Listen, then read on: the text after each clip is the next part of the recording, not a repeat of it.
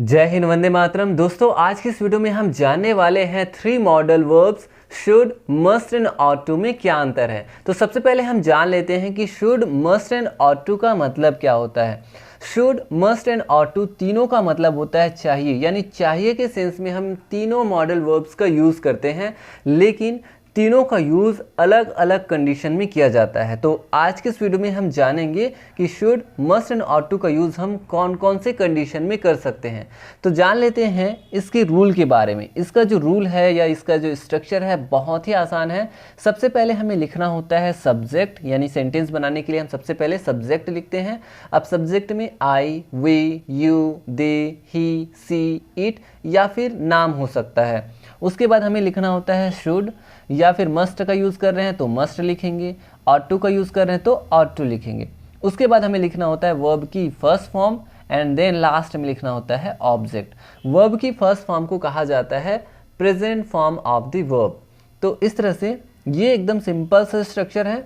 अब देखिए शुड का यूज़ देखते हैं। पहले शुड का यूज़ कौन सी कंडीशन में करते हैं, तो शुड का यूज़ सजेशन यानी सलाह के लिए या फिर एडवाइस यानी उपदेश देने के लिए किया जाता है। तो दो चीज़ों के लिए, या तो सलाह देने के लिए या फिर उपदेश देने के लिए हम शुड का यूज़ करते हैं जनरली।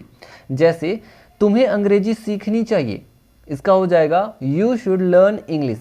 भले ही हमें अंग्रेजी आए या ना आए, लेकिन हम दूसरों को सलाह देंगे कि तुम्हें अंग्रेजी सीखनी चाहिए। तो जब हम किसी को सलाह देते हैं, भले हम कहेंगे हम जो है नशा करेंगे, लेकिन दूसरों को कहेंगे कि नशा नहीं करना चाहिए, शराब नहीं पीनी चाहिए। तो ये सब क्या है, ये सलाह है या उपदेश है। तो लोगों को यदि हम सलाह देते हैं या उपदेश देते हैं तब हम शुड का यूज़ करते हैं। हमें गरीबों की मदद करनी चाहिए, नेक्स्ट एग्जांपल है, तो यहाँ पे हो जाएगा we should help the poor. भले ही हर कोई गरीबों की मदद नहीं करता है, लेकिन सलाह जरूर देता है, उपदेश जरूर देता है कि हमें गरीबों की मदद करनी चाहिए। तो इस तरह से सलाह या उपदेश को व्यक्त करने के लिए हम शुड का यूज़ करते हैं। तो शुड मॉडल हेल्पिंग वर्ब है, इसका हम यूज़ करते हैं। अब हम देखते हैं मस्ट का यूज़। मस्ट का यूज़ हम कौन सी कंडीशन में करते हैं। देखिए मस्ट का यूज़ अलग अलग कंडीशन में किया जाता है। जैसे कंपल्सन यानी बाध्यता को व्यक्त करने के लिए, स्ट्रॉन्ग डिटर्मिनेशन यानी पक्का इरादा या दृढ़ निश्चय को व्यक्त करने के लिए, ड्यूटी या फिर कर्तव्य को व्यक्त करने के लिए। तो ये 3 अलग अलग कंडीशन में मस्ट का यूज़ किया जाता है। एग्जाम्पल्स देखते हैं। छात्रों को समय पर अवश्य आना चाहिए, यहाँ पे एक बाध्यता है, एक कंपल्सन है कि छात्रों को समय पर अवश्य आना चाहिए। Students must come on time, students must come on time. और इससे पहले के वीडियो लेक्चर में मैंने आपको बताया था कि on time and in time में क्या अंतर है। यदि आपने उस वीडियो को नहीं देखा है तो आप उस वीडियो को देख सकते हैं। तो यहाँ पे देखिए स्टूडेंट्स को समय पर अवश्य आना चाहिए, तो यहाँ पे स्टूडेंट्स के लिए एक बाध्यता है कि वो समय पर अवश्य आए, और यदि वो समय पर नहीं आते हैं तब उन्हें पनिशमेंट दी जाएगी। ठीक है, तो इस तरह से यहाँ पे बाध्यता है।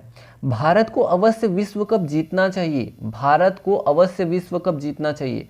India must win the world cup, यहाँ पे एक तरह से क्या है, डिटर्मिनेशन है, स्ट्रॉन्ग डिटर्मिनेशन है, पक्का इरादा है, दृढ़ निश्चय है कि भारत को अवश्य विश्व कप जीतना चाहिए। तो एक तरह से स्ट्रॉन्ग डिटर्मिनेशन या पक्का इरादा को व्यक्त करने के लिए हमने यहाँ पे मस्ट का यूज़ किया है।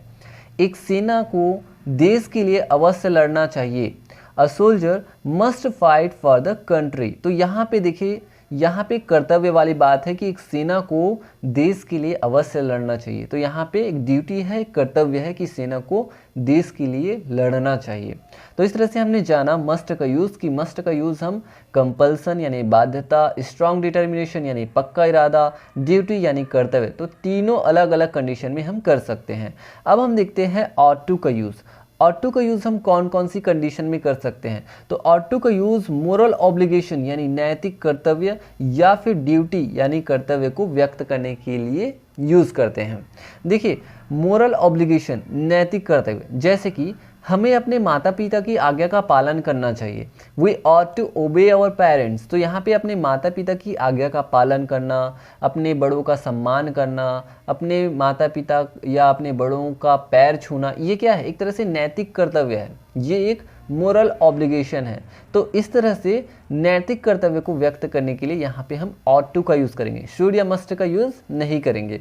हमें अपने देश से प्रेम करना चाहिए, हमें अपने देश से प्रेम करना चाहिए। तो यहाँ पे भी एक तरह से नैतिक कर्तव्य है, ड्यूटी है। तो we ought to love our country, we ought to love our country. तो इस तरह से हम should, must and ought to का यूज़ कर सकते हैं। आप चाहे तो यदि आप नेगेटिव सेंटेंसेस बनाएंगे तो ऑट के बाद आपको लिखना होता है नॉट, ठीक है। ऑट के बाद आपको लिखना है नॉट और उसके बाद फिर लिखना है टू, ठीक है। बाकी जो चीज़ें हैं वो एज इट इज़ रहेगी, जैसे शुड, मस्ट एंड मस्ट में है वैसे ही। लेकिन यदि ऑट टू वाला का यदि आप नेगेटिव सेंटेंसेस बनाएंगे तो इस चीज़ को आप हमेशा ध्यान रखिए कि ऑट के बाद आपको नॉट लिखना है, उसके बाद फिर आपको टू लिखना है। तो इस तरह से दोस्तों आई होप कि आप समझ गए कि should, must and ought to का यूज़ हम कौन कौन सी कंडीशन में कर सकते हैं और कैसे हम ढेर सारे इंग्लिश के सेंटेंसेस बना सकते हैं। आई होप कि आपको आज का जो वीडियो लेक्चर है काफ़ी अच्छे से पसंद आया होगा। तो मैं मिलूंगा एक इंटरेस्टिंग लेसन के साथ नेक्स्ट वीडियो लेक्चर में। तब तक के लिए आप खुश रहिए एंड थैंक यू।